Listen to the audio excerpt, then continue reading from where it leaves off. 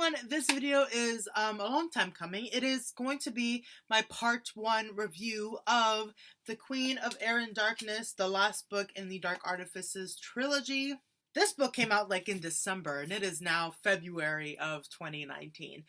So I've read the first 12 chapters of this book. I'm on page, it's like the first 260 pages of the book, and there's about 880 total. So what I'm going to do is I'm going to have about 3 or 4 more parts of this book to do. I think 3. Since there are so many pages and since I'm sure so much is going to happen and I don't really want to wait until the very end to do a review because I am a slow reader. It already took me until February to get this video out and I just don't want to wait that long, and I want to review it as I go along, kind of like I did Lord of Shadows, and I think I did that with Lady Midnight, I'm not sure.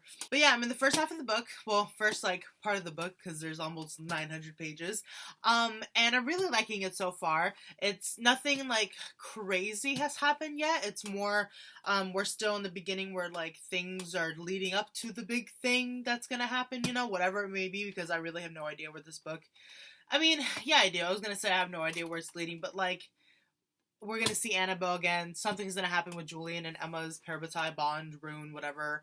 Something's going on with Clary and Jace. I don't know what that's about. Like, they were in Fairy and then they weren't, and then I don't know what's happening.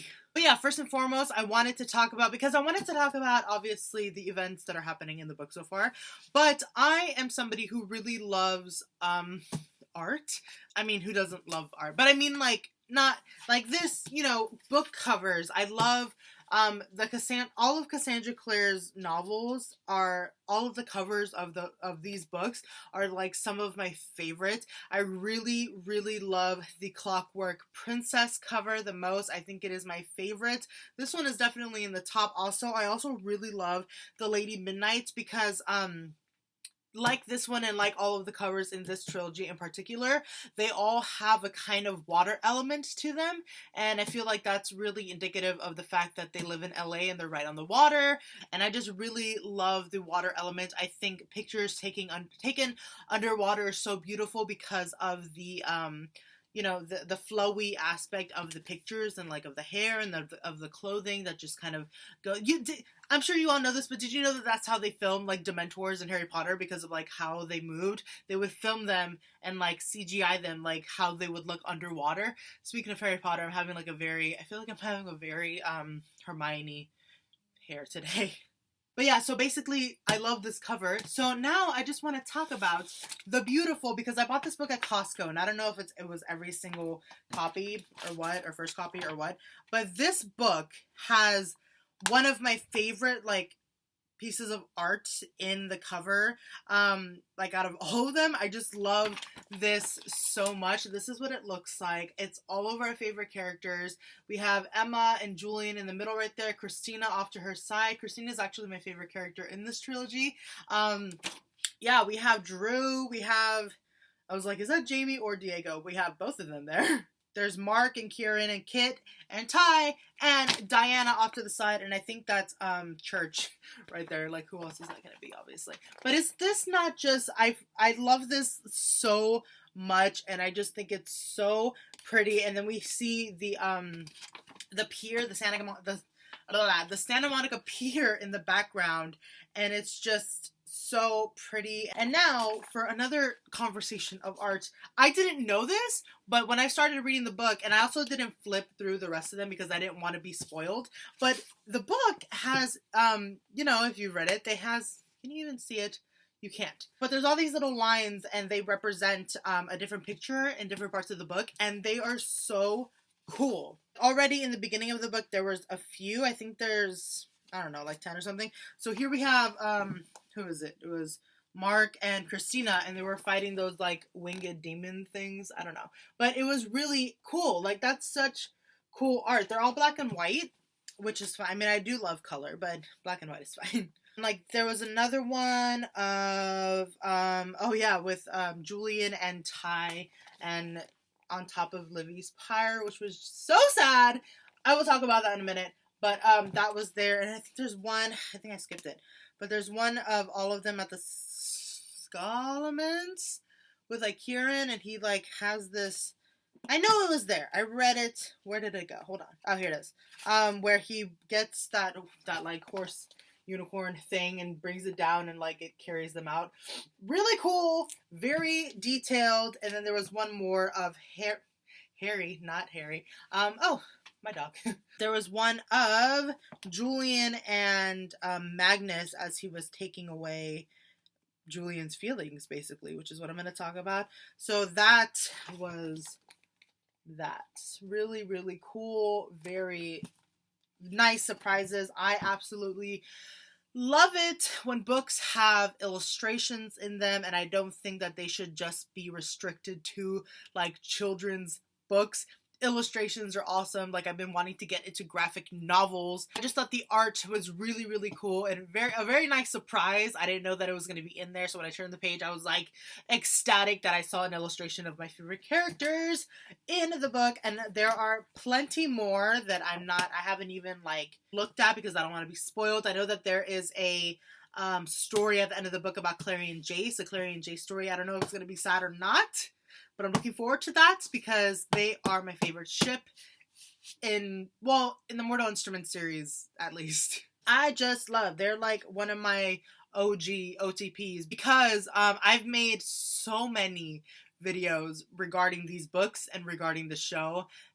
So many. And these books and these stories have been a part of my life for over 10 years because I started reading the books when I was 12, when I was in middle school, and I'm about to be 23 in July. So half of my life has involved these books, and they're still part of my life. And I grew up with these characters, and I really love them, and they hold a very special place in my heart. Like, Harry Potter was my childhood, and then these books were kind of my like 12 onward because the last Harry Potter book came out when I was like 11 or 12, I think. I just really adore these books. I film on my computer and it's currently stacked on about many books, and the entire little Costco IKEA bookcase that I have right here is like the 4 Twilight books and all of Cassandra Clare's books because I have the new copies of the Mortal Instruments and the Infernal Devices. I have those books double because I have the new ones, but then I have every single other one. And I actually found this the other day, my Clockwork Angel. I haven't even started talking about the book yet. I think I'm gonna put like a timestamp at the beginning of the video to be like, if you want to watch me actually start talking about the book, fast forward. But I really want to talk about the art because these book covers are just some of my absolute favorites out of like any books. I just love these so much. But yeah, let's get into the book, shall we? So I have notes on my computer, which is why I'm going to be looking to the side, and then I have a few on my phone. I don't know which one to start with. I did them out of order.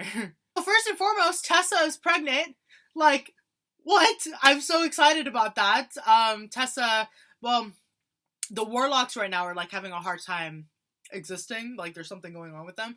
So I'm a little worried about her, but super excited. Like, Tessa and Jem are gonna have a little Tessa Jem baby, and I'm so excited. And I know Will up in the heavens is just like beaming with pride, and I love those characters so much. The Infernal Devices books are actually my favorite out of this whole like Shadowhunter kind of series. Those 3 are my favorite. I've been wanting to reread them, but I'm so happy and excited and just But yeah, and then I have a note here on page 59, because that Horace Dearborn dude, that like family is trying to, because they killed the Lightwood's dad.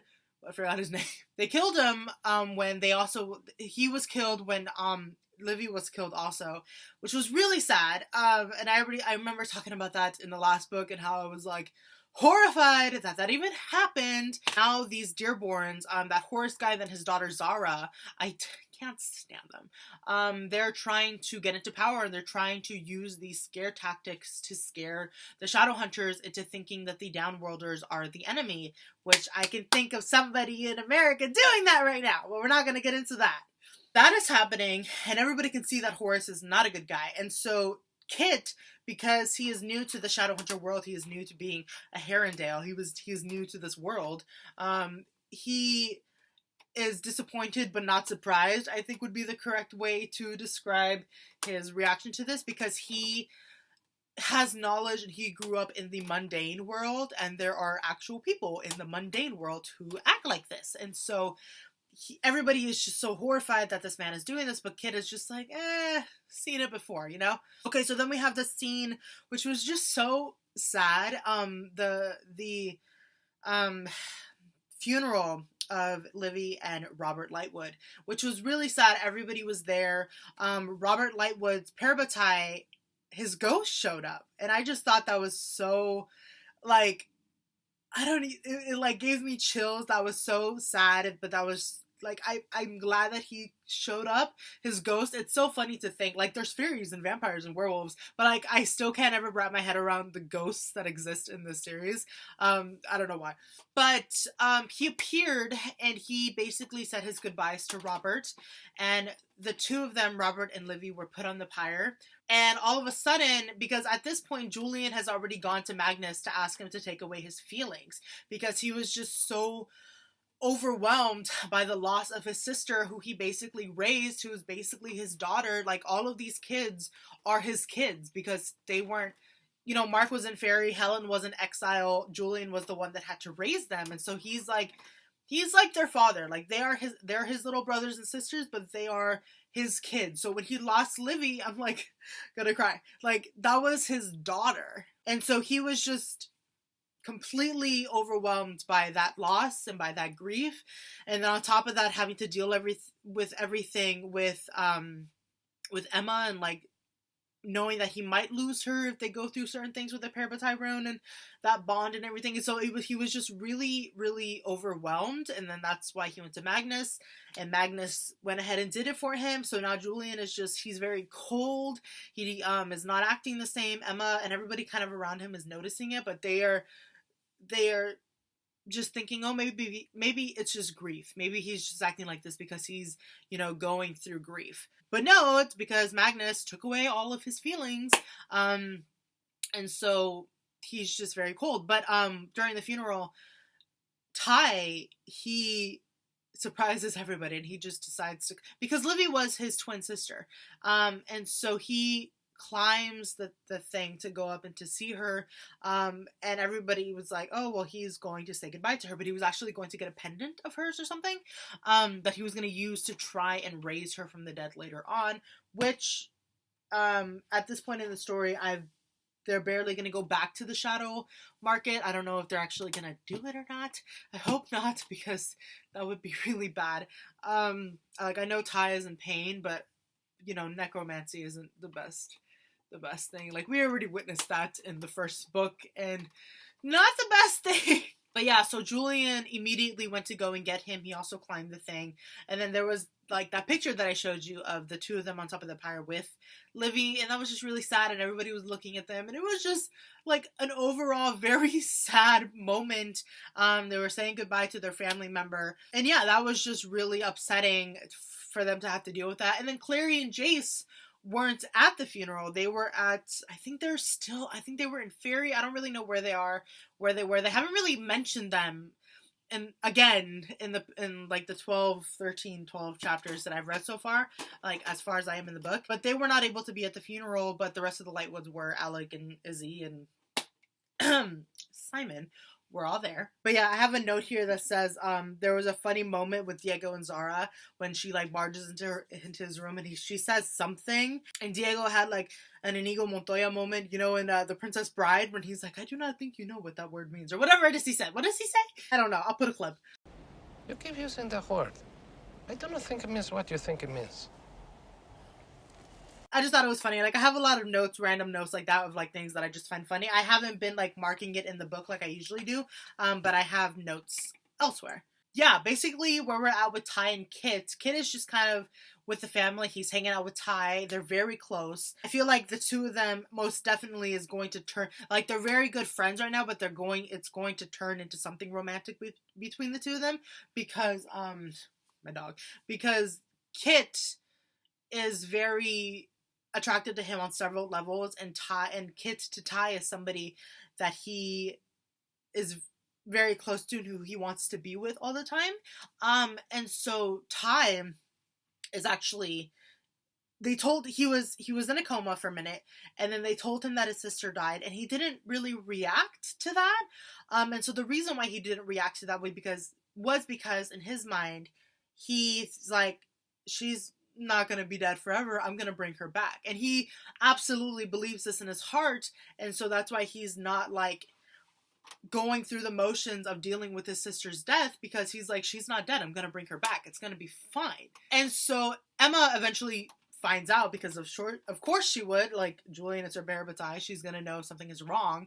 So she confronts him about this, and she's like, I've noticed you've been weird. And then she finds out, and she is like hurt. Like, obviously we know that Emma and Julian are in love with each other, and Emma loves him more than just a parabatai, but she's more hurt as a parabatai than she is by like his girlfriend, because the parabatai bond in the Shadowhunter world, which is just like, out of all the things in this series, that whole parabatai bond is like my favorite aspect of this whole world. Like, I just love the concept of a parabatai so much. But anyways, but yeah, Emma is like, because your parabatai is somebody who's the closest person to you. Like, you can be married, you can have children, but your parabatai is like your person, like you're linked. And so she's like, more than anything, dude, I'm your parabatai. You should have told me. She's really hurt by the fact that he would do this.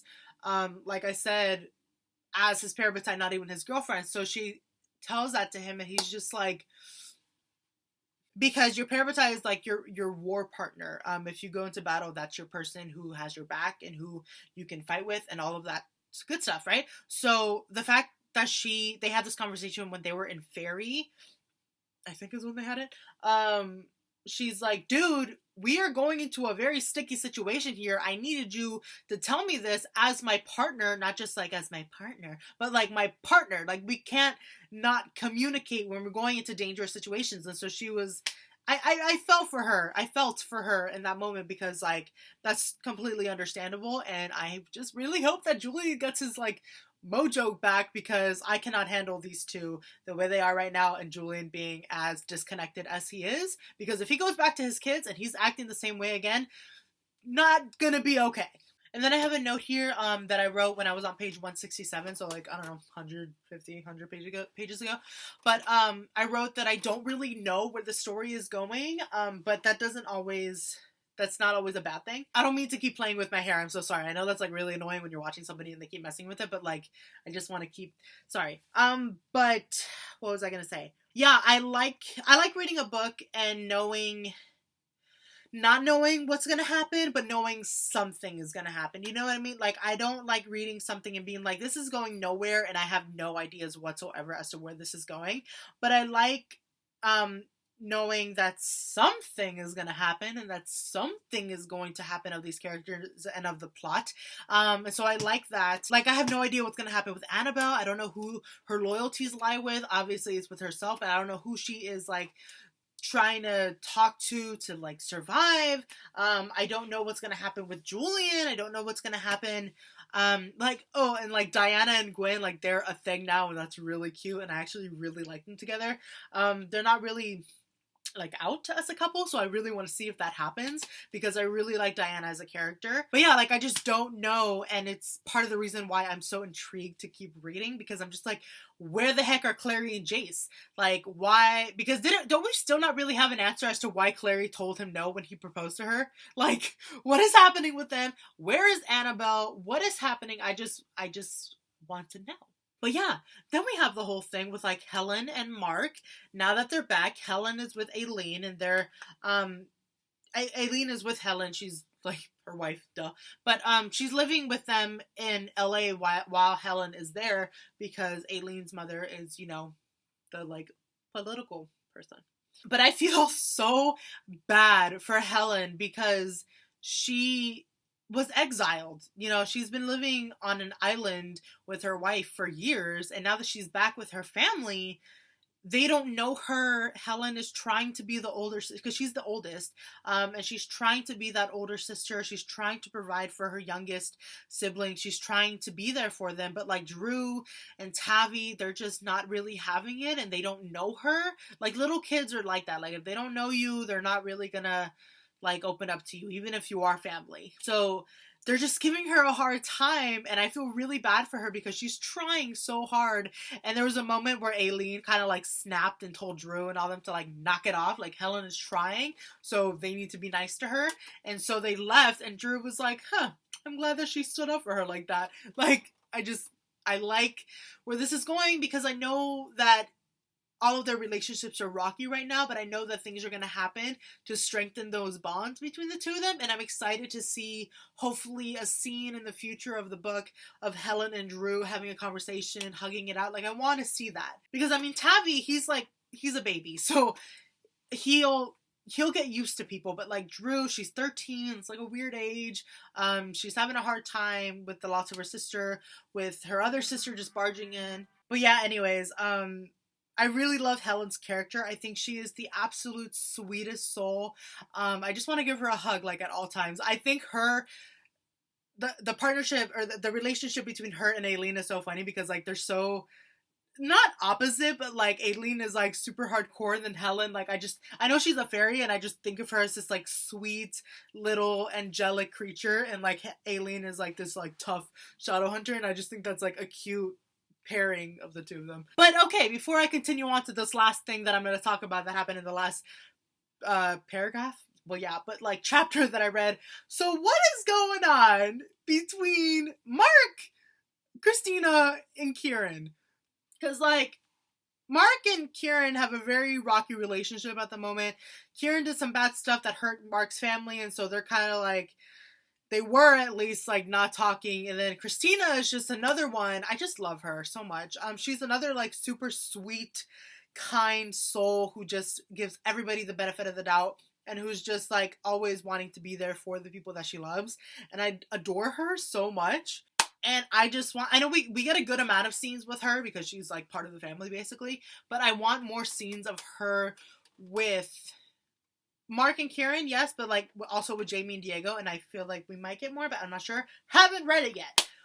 But yeah, this whole Mark, Christina, Kieran thing is like becoming a thing, like a trio thing, and I'm like kind of here for it. It's like, I'm not one of those kinds of people, like no offense, that understands the whole like having more than one partner thing. Like if that's your thing, and you're okay with it, like, go for it, live your life, whatever, don't listen to me. But like, I kind of like what's happening with the three of them, because I feel like, I don't know, I feel like they're all very supportive of each other, and Christina is a good like tether for the other two of them, and I just find all of their relationships with each other super interesting. And like I like Mark and Christina together.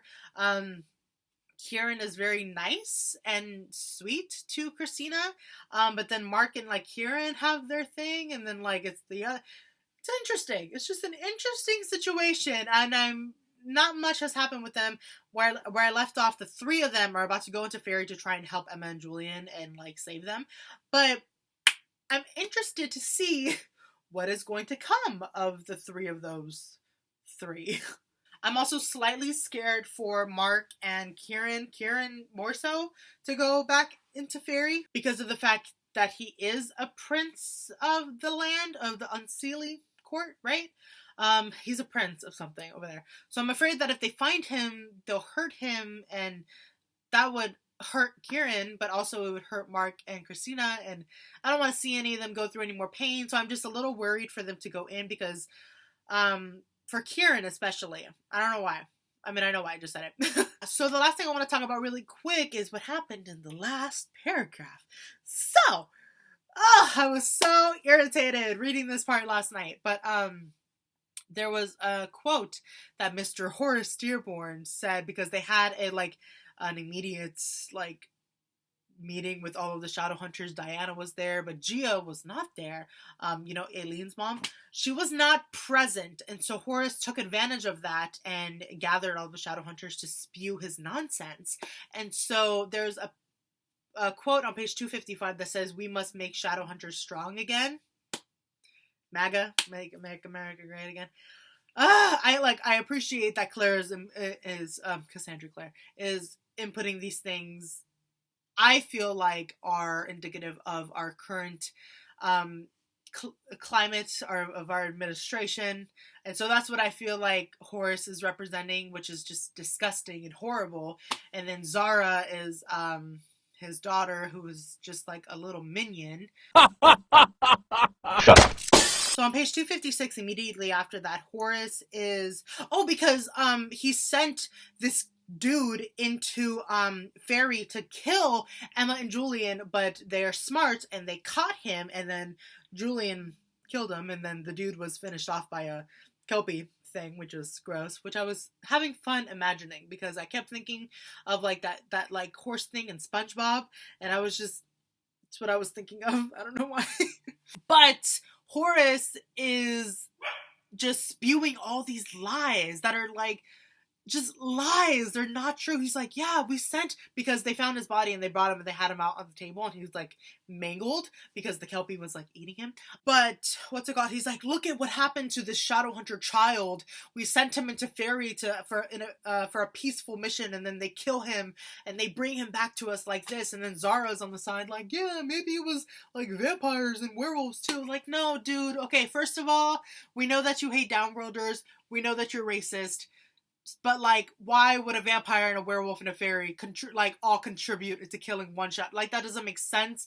First of all, why would vampires and werewolves even be in fairy in that capacity? Like, doesn't make sense. Shut up. You're trying to stir, like, things that don't need to be stirred, and you're just making, like, ignorant people scared, and you're gonna cause trouble, and that's what's gonna happen, and I can just see it happening, and it's pissing me off, and, like, I can't stand these people. And shut up. And they want to like create that thing where they like where it's the whole, they want to have all of the downworlders like have papers, you know, the thing that they were doing where they want to like put them all on record. That's like some Holocaust type SAR stuff. Like, no, we cannot. Oh my, I'm so loud. But like, I'm so mad that this is even happening in this world after it's been relatively peaceful for so long. And now this guy wants to come along and like mess everything up. And like, we already had Valentine try and do this and like 5-6 years ago. And now this guy wants to do it again. And it's like, dude, stop. Anyway, I was really irritated with that scene. And then poor Diana is like there witnessing it, but she's also by herself. Gia's not there. None of the Blackthorn kids are there. And it's like, oh my god, so annoying. Oh, and then the best part of this whole thing, they have Diego and those other two people from the Scholomans come, the ones that were hiding Kieran. And then there was that whole scene at the Scholomans where there was like that pool or something, and like they fall in and then you feel all this pain. First of all, they were torturing Kieran with that pool, and they were just torturing him, period. They found him and they decided to do away with him as they wanted. And then they come back to to Horus, where they all were, to the rest of these Shadowhunters, and they bring out that Samantha girl, and they're like, oh yeah, this is what Kieran did to her because she accidentally fell in the pool. She accidentally fell in the pool and then was like having all this pain. And then they want to blame that on Kieran, that he was torturing her. It's like, that's not what happened.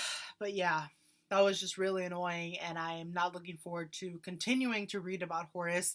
But I am looking forward to, since this is the last book in the trilogy, hopefully I get the ending that I'm hoping I get, where they defeat these people and they imprison all of them, and the Silent Brothers can come and like do something about this or something. I don't know. But yeah, that's where I left off. I finished on chapter 12. Yeah, 12. So I'm gonna read the next, like, I don't know, 250 pages max pages, and then I'm going to do another review for that section. See how this video, like, I'm already going on, I'm almost 45 minutes. I need to edit this, but, like, this was already a long video for just the first like 250-60 pages, so which is why I wanted to break this up in parts. So hopefully I have that up soon. I'm sorry for like if anybody was waiting for this, like I took like 2 months to do this, so I apologize. I know so many of you have like already finished the book. Do not spoil me, please. I have no idea what's happening in the rest of the book. I really don't. I've stayed away from all spoilers, and I'm really excited and looking forward to continuing to read the book. Yeah, that is where I'm going to end this video. Thank you all so much for watching, and if you were waiting, thank you all so much for your patience. I am looking forward, like I said, to reading the rest and doing my other reviews. If you follow any of my Shadowhunters TV show videos, I uploaded my reaction to the little trailer that they uploaded. Hopefully they do another one, maybe, because that one was like a minute long, but which is about how long they usually are they? I don't know. But the show comes back at the end of the month, and I will be doing my reviews for the show once it comes back, like I've always done, and I'm very excited about that. Anxious, but excited. And I will leave you off with the question of, I just thought of this randomly, and I'm curious, what TV shows are you watching right now? Because I haven't really watched a lot of TV. I just finished that Kingdom show on Netflix about those like zombies in like 15th or 16th century Korea, which was dope, but like it ended with me wanting so much more, and I don't know when season 2 is happening. But what are you watching right now? I'm curious. Alright, I'm going to leave it off right there. Like I said, thank you all so much for watching. Please leave all of your comments down below, and I will see you in my next video or in my next part 2 review. I don't know. Alright, yeah, thank you all so much for watching, and I'll see you in the next one. Bye-bye, bye-bye, bye-bye,